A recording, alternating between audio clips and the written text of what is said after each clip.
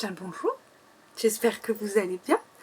On se retrouve dans une nouvelle vidéo, un nouvel épisode des Carnets de Julie et je pense que ça va devenir un petit rituel. On va se préparer ensemble. Là je me prépare pour aller tourner une vidéo YouTube. Voilà, tout simplement. Et du coup je me suis dit on va mettre ce temps de maquillage à contribution et on va discuter ensemble d'un sujet. Le sujet que j'ai envie d'aborder aujourd'hui c'est la spiritualité. Rien que ça. C'est un sujet en fait, je vais commencer à me préparer parce que sinon ça va encore durer 3 ans. C'est un sujet qui visiblement vous intéresse beaucoup, ma spiritualité. Alors je trouve ça un peu étrange. Je vous explique. Quand je suis revenue sur les réseaux sociaux, j'ai annoncé lors d'un live Instagram que je ne parlerai plus forcément de ma pratique, que je la dévoilerai plus forcément sur les réseaux sociaux, peu importe la plateforme. Et j'ai eu quelques messages ou quelques réactions à ce live me disant qu'ils étaient déçus mais que voilà c'était ma décision et qu'ils la respecteraient. Et en fait il y a un truc qui m'a un peu perturbée là-dedans, c'est que je ne comprends pas la déception. Parce qu'en fait je vous ai jamais véritablement partagé ma pratique.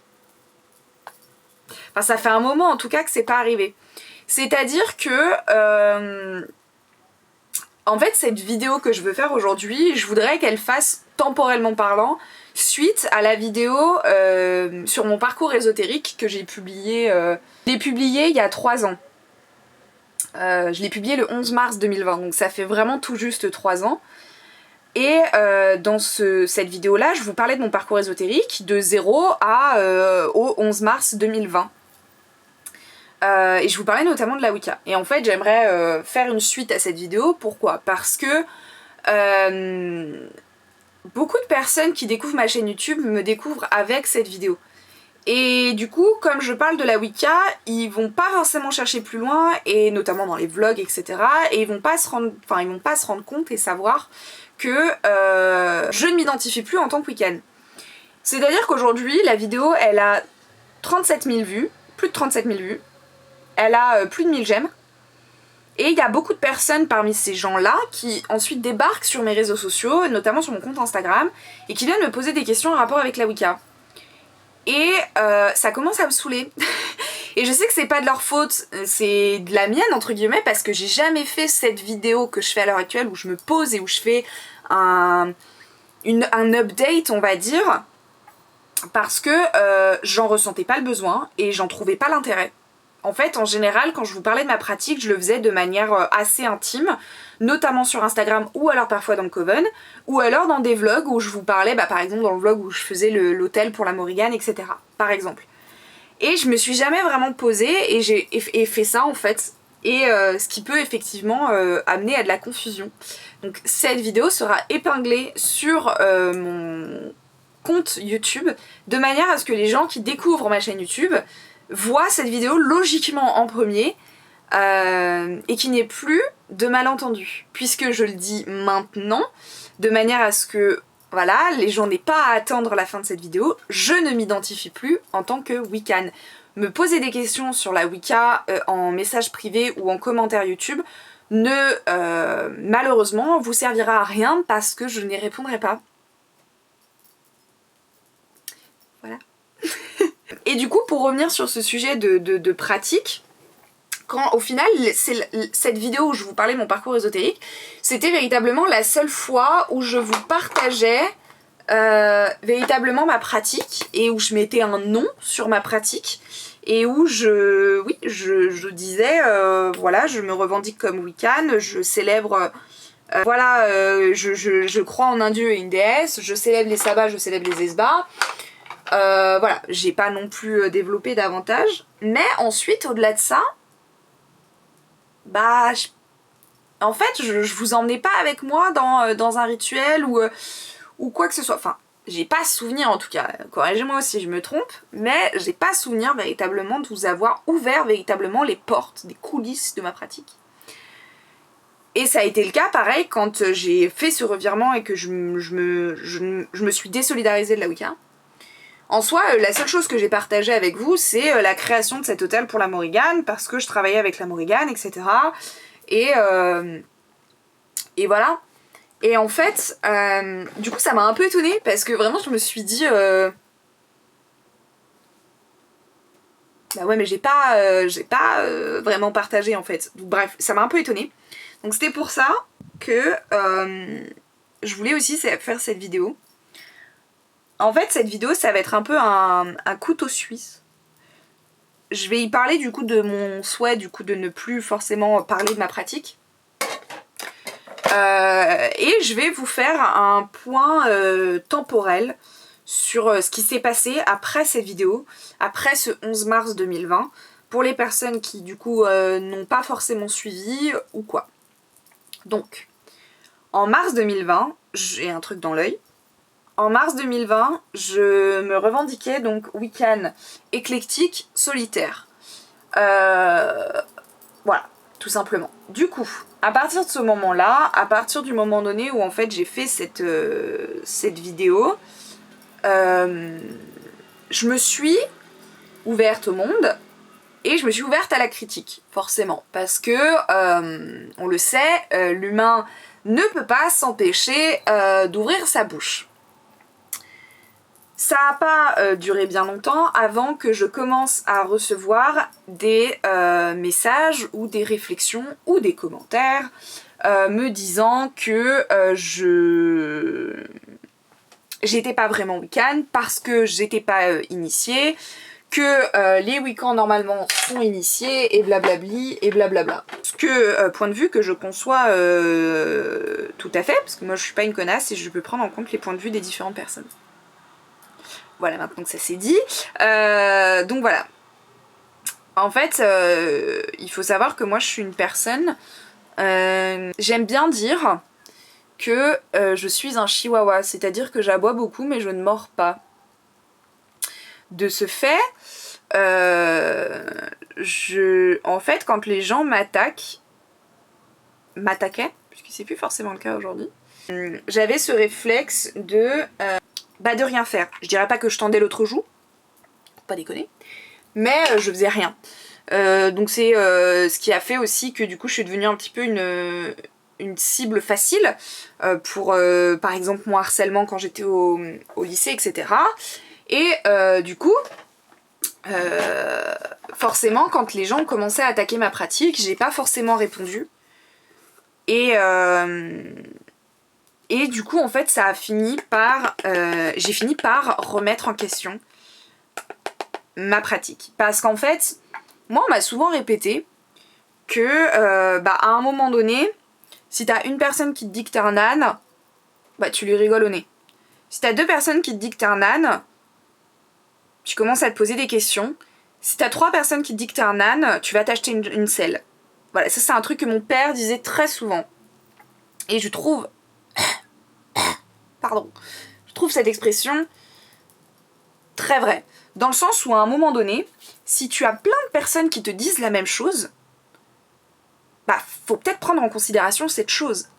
Et en soi, moi je suis pour la critique, le fait qu'on dise ce qu'on pense, la liberté d'expression, etc. Mais il y a un truc que les gens ont vite tendance à oublier, c'est que il y a une manière de dire les choses. Voilà. J'ai pas envie de dire c'est de la bienveillance, etc. parce que maintenant on se cache avec de la bienveillance et ça commence à me saouler. C'est un mot qu'on utilise à tout va qui veut désormais plus rien dire. Et puis en fait, t'as tendance... Il y a un truc qui m'énerve aussi avec cette bienveillance, c'est qu'en fait, les gens se cachent derrière la bienveillance en disant... en fait, ils vont te lâcher un truc genre ignoble, horrible, en disant « Ah mon dieu !» Par exemple, je sais pas... je te dis un truc tout con, hein. Mais... oh là là, mon dieu, cette jupe, elle te grossit. C'est pas possible. Tu le prends mal, forcément. N'importe qui le prendrait mal. Ah non, mais moi je dis ça pour toi, en toute bienveillance. Non. En fait. La bienveillance, c'est pas un mot magique qui efface toute la méchanceté du monde. C'est pas possible, ça n'existe pas. Donc faut arrêter de faire ça. Voilà. Et les gens, en général, faisaient ça. C'était vraiment à base de « Non, mais moi je dis ça en toute bienveillance, c'est pour toi. » Ouais, mais enfin, il y a une manière d'amener les choses. Parce que descendre l'entièreté de la pratique d'une personne, c'est cruel. Qu'est-ce que tu en tires, en fait, de tout ça ? Faire apprendre des choses aux gens. leur apprendre effectivement que je sais pas moi, par exemple il y a eu tout un...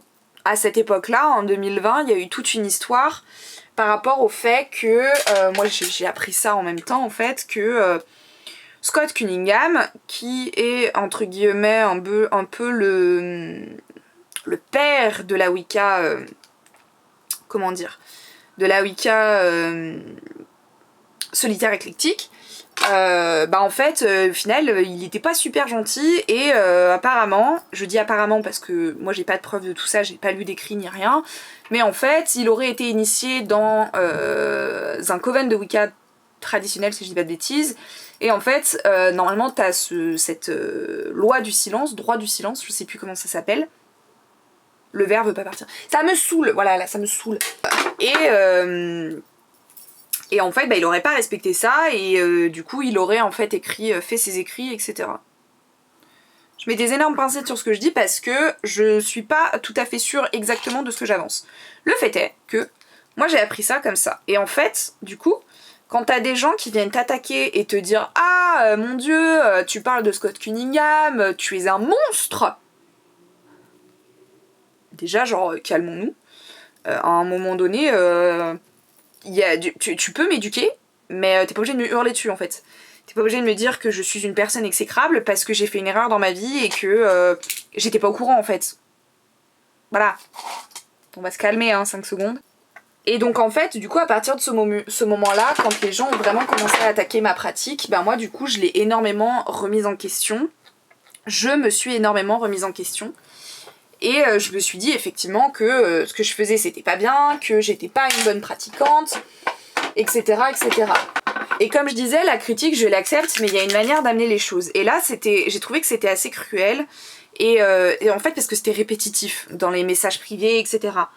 Et du coup à un moment donné, je me sentais limite honteuse, vous voyez, de pratiquer la Wicca solitaire. Parce que c'était vraiment l'effet que donnaient les réseaux sociaux et c'était comme ça que je me sentais. Et du coup, je me suis dit, ok, il faut que j'arrête de pratiquer en fait la Wicca solitaire. Sauf que c'était un crève-cœur parce que c'était la première fois de ma vie que j'avais vraiment cette impression que je me sentais à ma place. Parce que du coup, l'une des raisons qui a fait que du coup, effectivement, j'ai beaucoup aimé la Wicca et que je me suis orientée là-dessus, je l'explique dans ma vidéo justement sur mon parcours ésotérique, c'est que il n'y avait pas vraiment de règles. Moi, de ce que j'avais pu voir, des recherches que j'avais pu faire, il n'y avait pas vraiment de règles, et en fait, du coup, c'était beaucoup plus libre, c'était beaucoup plus joyeux, c'était beaucoup plus fun, enfin je sais pas comment expliquer, mais clairement, c'était ce qui me plaisait le plus, quoi. Et du coup, là, on me l'enlève en fait au final, puisque du coup derrière on va venir me dire non en fait c'est pas possible, tu peux pas pratiquer comme ça, ou des trucs comme ça. Ok, d'accord, je fais quoi? Parce qu'en fait les gens te disent ça c'est pas bien, mais ils te donnent pas une autre piste de réflexion, ils te donnent pas un autre chemin, ils te disent pas essaye de t'orienter là-dessus ou renseigne-toi sur tel livre, c'est expliqué. Non, juste ils te disent pas bien, c'est tout. Ok, là moi je me retrouve du père, clairement je me retrouve perdue et je me dis merde, en fait clairement à un moment donné c'est trop con. Et donc là j'ai eu une grosse période où en fait je pratiquais pas vraiment, parce qu'en fait je savais pas quoi pratiquer. Moi on me dit c'est pas bien ce que je fais, d'accord, mais on me dit pas comment faire les choses, donc en fait juste je le fais pas. Donc vraiment pas ouf, clairement. Ça a été la première fois où du coup j'ai vraiment remis en question ma spiritualité. Un jour je vais mourir étouffée par ma poudre. Donc voilà, je me retrouve là comme ça, comme une grosse débile, et je sais pas quoi faire. À côté de ça, je continue en fait à vous produire du contenu sur les réseaux, et tout en me disant en fait que je suis un peu genre une impostrice, un peu... Ça se dit pas, un imposteur, voilà. Fraud, parce que en fait moi d'un côté je pratique pas, mais en plus de ça ma croyance elle est mise à mal, quoi. Donc bref, à partir de ce moment-là, à un moment donné, je tombe sur un livre. Je sais plus ce qui a fait que je suis tombée sur ce livre-ci. Je ne sais plus si c'était dans le cadre d'une vidéo YouTube où je devais faire une revue, je ne sais plus. Le fait est que je tombe sur ce livre de la Morrigan.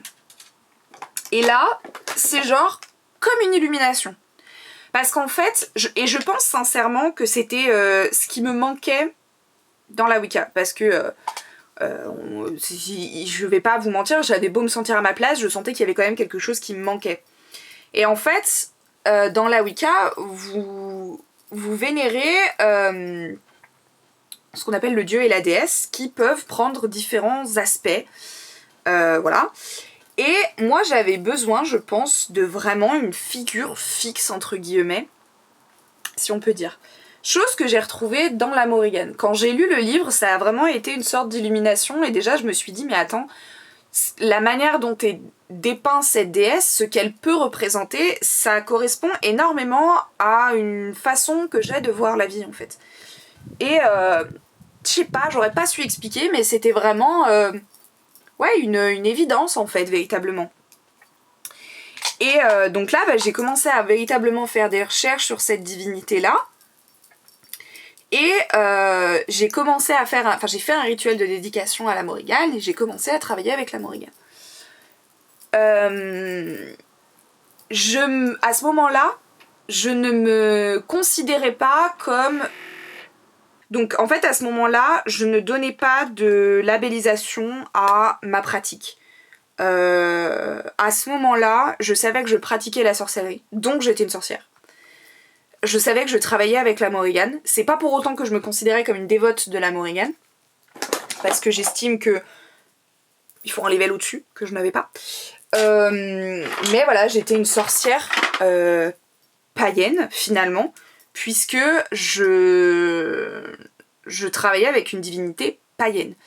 Je me considérais pas dans la tradition celtique irlandaise parce qu'en fait je connaissais très peu la tradition celtique irlandaise, notamment en termes de divinité, et je ne travaillais qu'avec une seule divinité irlandaise. Donc ça me semblait pas forcément logique de, entre guillemets, me labelliser de cette manière. Et surtout en fait, s'il y a bien un truc que j'ai gardé de cet aspect de la Wicca, c'est que en fait je n'ai pas envie de me labelliser. J'ai juste pas envie. Moi je fais ma popote. Tu veux m'appeler de telle manière, appelle-moi de telle manière, c'est pas mon problème. Mais moi j'ai pas envie de me labelliser. Pourquoi ? Parce qu'en fait à partir du moment où tu te labellises, t'es censé en fait correspondre à des codes qui appartiennent à cette case dans laquelle tu te mets. Et si tu ne corresponds pas au code, les gens de l'internet vont t'engueuler en fait. Et j'avais pas envie de reproduire ça. Donc je vous partage quand même sur les réseaux sociaux mon travail entre guillemets avec la Morrigan. Pas vraiment en fait, au final je vous explique juste que effectivement j'ai fait un hôtel pour la Morrigan, que je me suis déguisée en elle pour un festival, etc., pour un événement, mais ça va pas plus loin en fait. Donc on en est là. C'est là où beaucoup d'entre vous, je pense, m'ont découvert du coup. Et suite à ça, moi j'étais bien, j'étais tranquille, je faisais ma popote, etc. Et en fait, à partir de ce moment-là, je vais avoir un petit bad buzz. Donc, il faut savoir que du coup, effectivement, sur mes réseaux, je vous partage différentes choses. Je vous avais fait des vidéos notamment sur les sabbats. Je vous fais des vidéos sur la divination, etc. Et je fais aussi des revues littéraires, que j'appelle du coup des revues littéraires. J'appelle pas ça des critiques parce que je me prétends pas être critique littéraire, mais c'est un peu l'idée, c'est je donne mon avis, et en fait au-delà de donner mon avis, vraiment juste donner mon avis, j'émets des points positifs et des points négatifs sur des livres. Ça peut être des livres ésotériques, ça peut être des livres de fiction. C'est à l'envers. Et j'ai fait la revue d'un livre qui a pas trop plu à son autrice. Alors, les gens vont se dire « Oh là là, mais elle fait tout le temps que parler de ça », probablement. Hein. Mais en fait, il faut savoir que cet événement a eu un énorme impact sur ma santé, sur mon contenu sur les réseaux, mais aussi sur ma spiritualité. Pourquoi ? Parce que, justement, cette histoire, cette vidéo, Moi j'ai simplement donné mon avis, j'ai pas attaqué l'autrice ni quoi que ce soit. Et en fait, ce qui s'est passé, c'est que l'autrice a vu ma vidéo, je ne sais pas si on la lui a envoyée, si elle est tombée dessus, j'en ai aucune espèce d'idée. Le fait est qu'en fait, elle a vu cette vidéo et elle a décidé de me diffamer sur les réseaux sociaux et notamment en live. Moi, je me suis pas cachée en faisant cette vidéo, j'ai pas fait une vidéo anonyme, j'ai pas fait un avis anonyme sur internet ou quoi que ce soit, j'ai donné mon nom, mes réseaux sociaux, j'ai dit ce que je pensais, et je n'allais pas envoyer ma vidéo à cette autrice en lui disant bah voilà, moi j'ai pas aimé ça, etc. J'en ai fait une vidéo si tu veux aller voir parce que j'aurais trouvé ça un peu cruel. Je ne lui ai pas forcément envoyé un message non plus, parce que j'avais pas envie qu'elle voie ça comme une attaque personnelle. Et puis en fait, l'idée surtout de ces revues de livres, c'est surtout en fait de vous parler des livres que j'ai lus et ce que j'en ai pensé. C'est à vous que je parle, c'est pas à elle en fait. Et en fait, ce qui s'est passé, c'est que donc voilà, elle a pas du tout aimé et elle a décidé de prendre son téléphone, de lancer un live. Elle n'a pas fait ce live uniquement pour m'attaquer, heureusement, mais effectivement, elle m'a attaqué en fait, devant une communauté qui était beaucoup plus grande que la mienne. Et donc en fait ces mots m'ont énormément vexée et moi je comprends pas en fait pourquoi est-ce qu'elle elle n'a pas cherché à me contacter en privé, à régler ça en privé, dans le sens où à un moment donné que tu aies été blessée parce que j'ai pu dire je peux tout à fait le concevoir, il y a pas de problème, viens on en parle, j'essaye de comprendre ce qui t'a blessée et on en discute comme des adultes en fait, parce que moi cette vidéo elle était pas du tout dans une attaque, elle était vraiment dans je faisais mon boulot en fait, enfin ça peut paraître hyper con mais je faisais vraiment mon boulot quoi. Et en fait pourquoi ça m'a beaucoup impactée, parce que du coup elle a remis un petit peu en question qui j'étais, etc. Je crois je me souviens plus exactement de ce qu'elle a dit, mais il me semble qu'en fait elle a même osé dire que j'étais pas une vraie sorcière ou j'en sais rien. Et le fait est qu'en fait, du coup, à partir de ce moment-là, comme je vous disais, moi, les gens m'attaquent, j'aboie mais je ne mords pas, et en fait, juste, je pars comme un petit animal blessé et je vais pleurer sous ma couette. Et c'est ce qui s'est passé, j'ai beaucoup ressassé du coup ce qu'elle avait pu dire, et j'en suis venue en fait à me dire que j'étais une grosse merde. Voilà.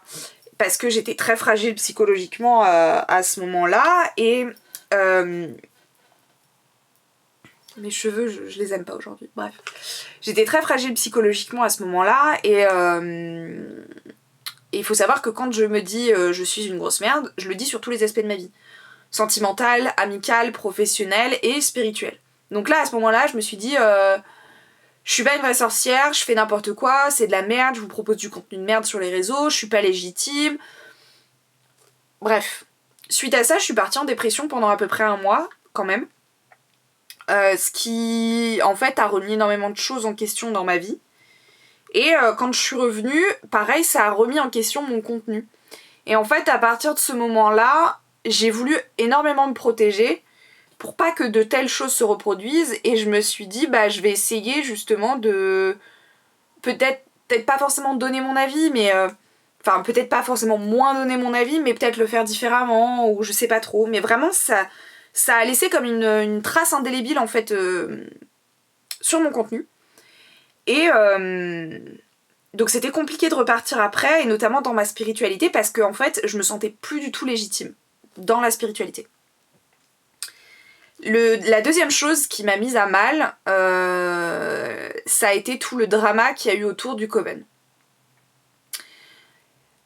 Aujourd'hui encore, ça me peine parce que moi j'ai voulu faire les choses, j'ai voulu faire des bons trucs, et en fait les gens sont juste cruels et ça m'emmerde.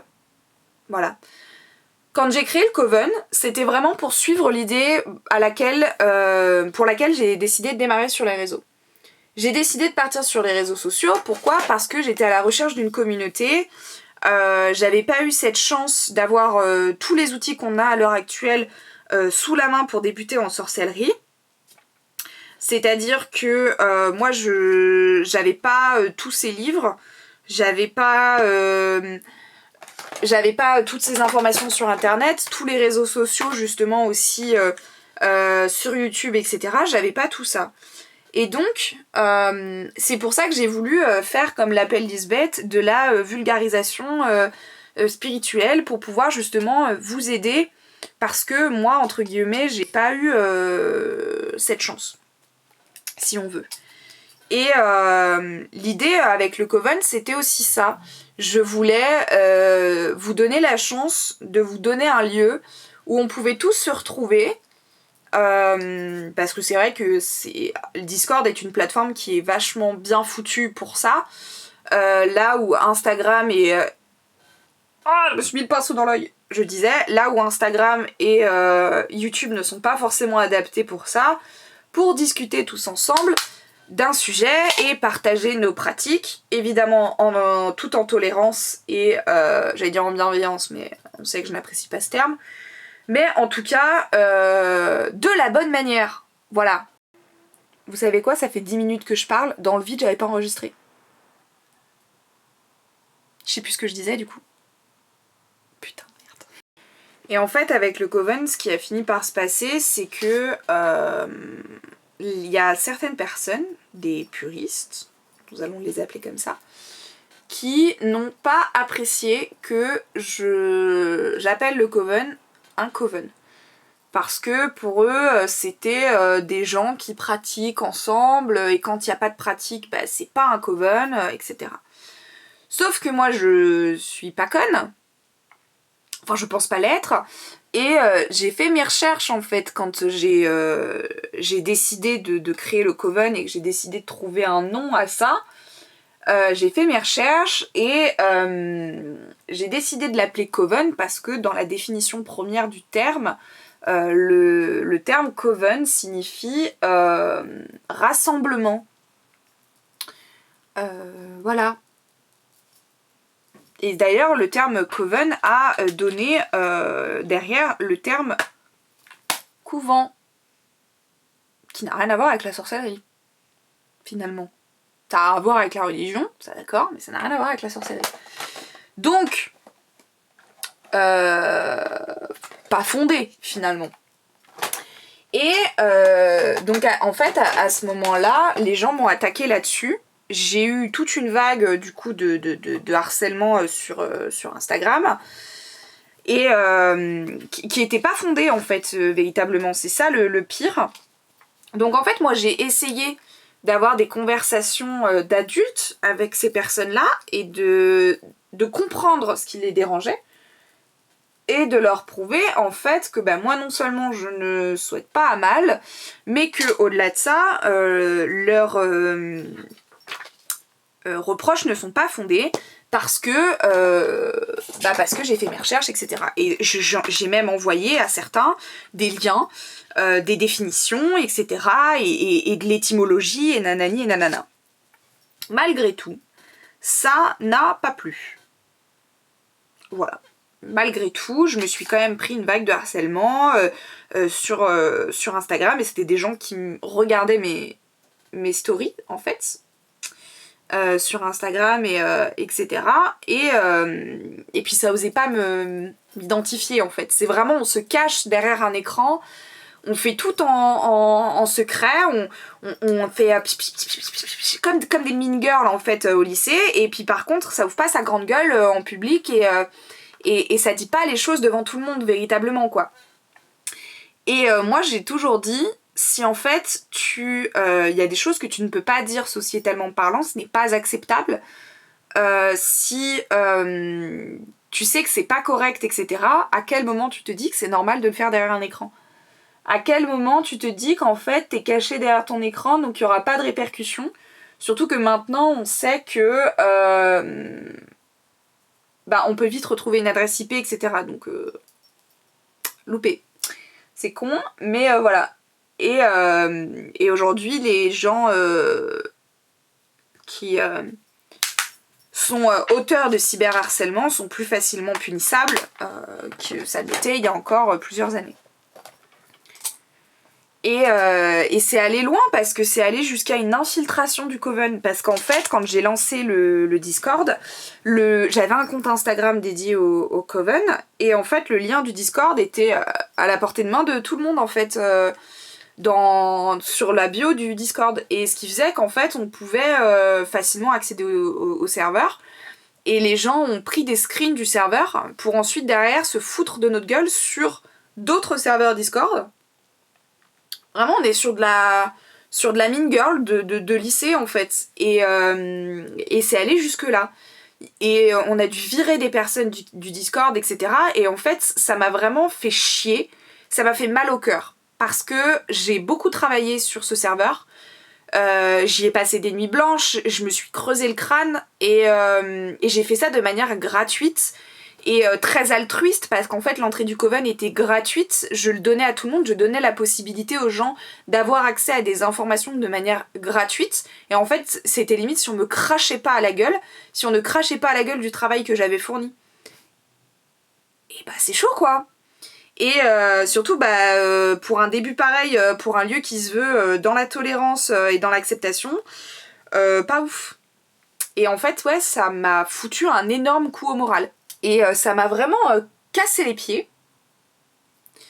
Et à nouveau, en fait, ça a foutu un coup à ma spiritualité parce que...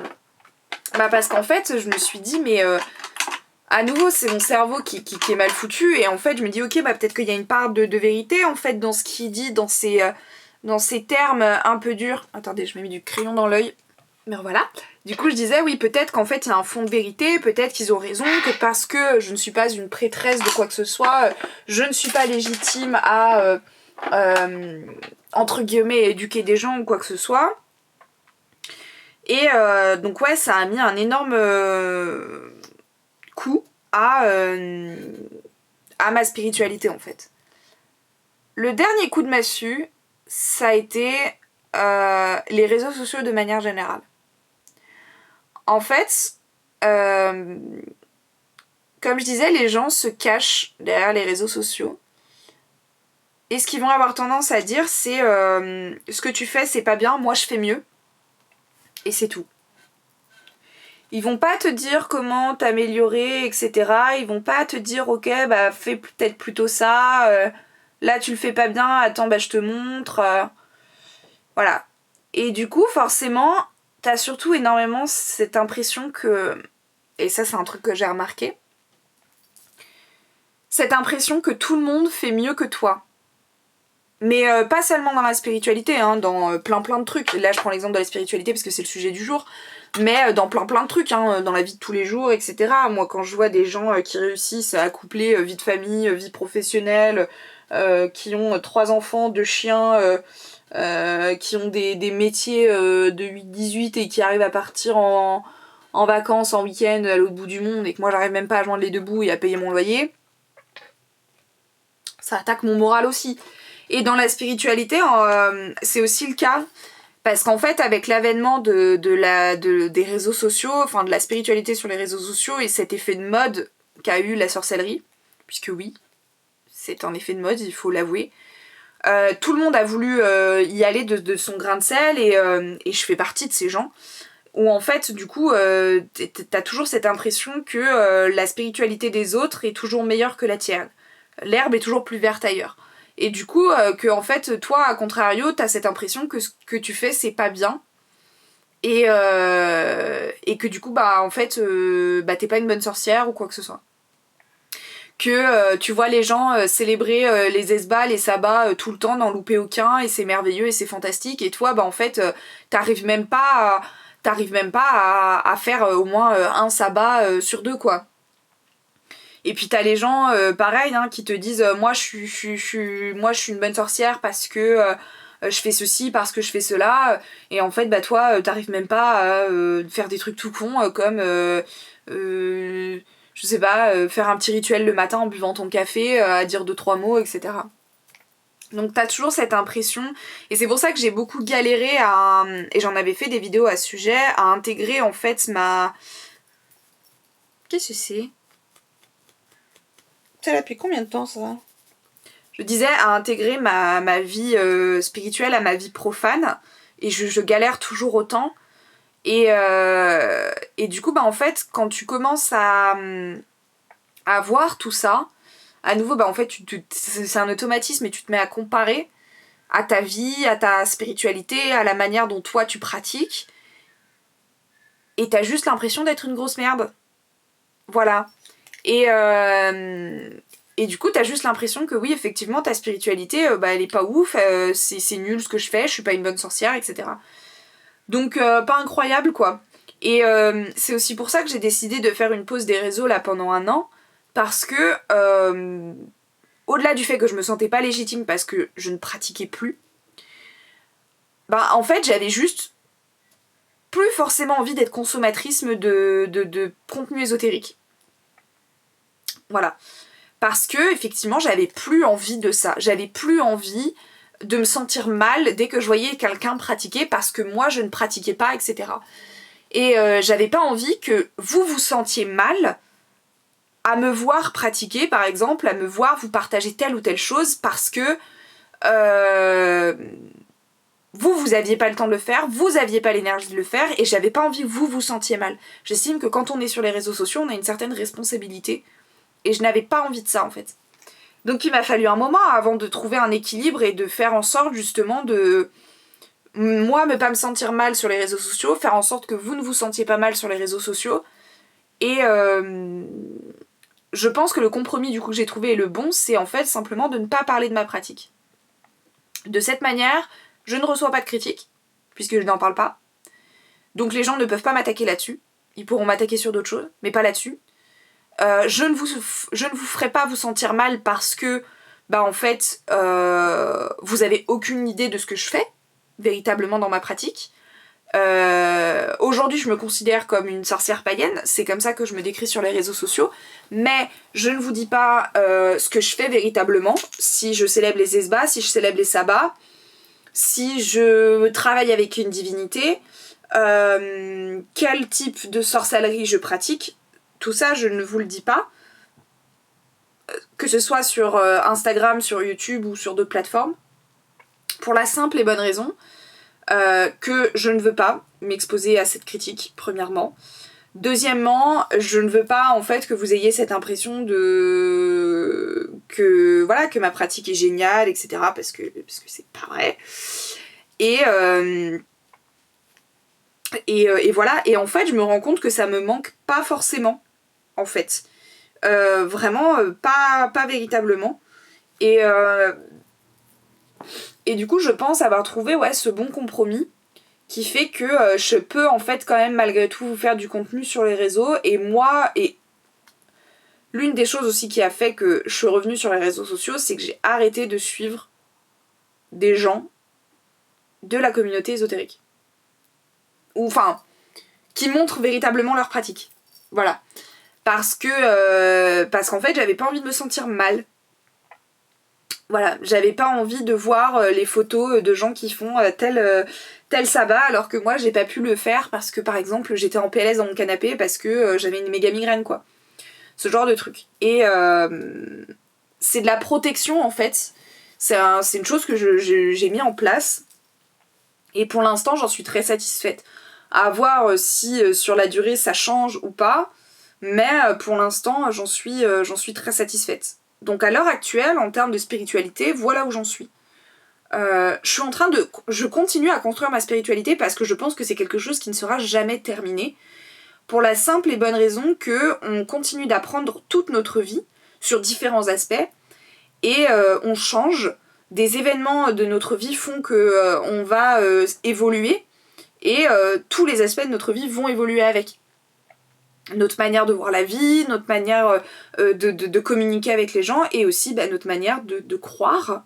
Nos croyances vont évoluer et c'est ok, et il faut accepter le fait que c'est pas grave de changer, c'est pas un échec. Rien n'est un échec dans la vie, tout est une question d'apprentissage, ce sont des expériences, ce sont des choses que vous allez apprendre, ce sont des leçons.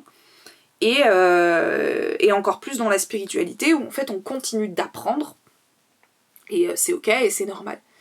Voilà ce qu'il en est. Je sais qu'on va me poser la question du coup, le Discord. J'aimerais beaucoup le reprendre.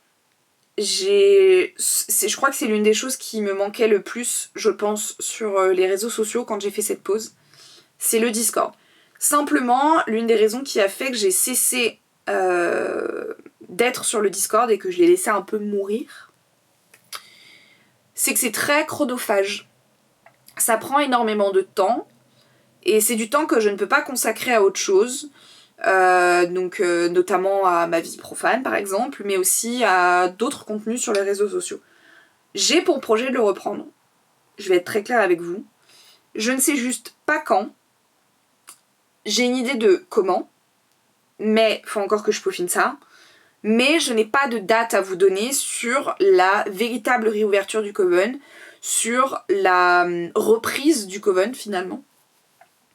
Voilà, parce qu'il faut se dire qu'en fait je suis toute seule derrière le Coven, j'ai des modérateurs, mais tout ce qui est création, c'est que moi en fait. C'est mon bébé et ça prend énormément de temps. Tout va bien, c'était encore un démarcheur, mais j'ai quasi plus de place sur ma carte SD. Bref, on a un invité surprise qui vient juste à la fin. Tu veux dire bonjour ? Bonjour ? Monsieur est intrigué par mes pinceaux. Ça va, loulou ? Tu dis bonjour ?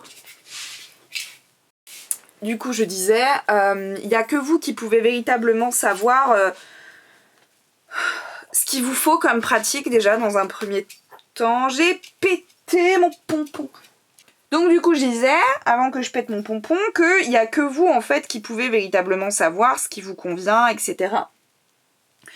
Et c'est ok de faire des erreurs, c'est ok de se tromper, et c'est pas grave, et ça fait partie de votre apprentissage, et voilà.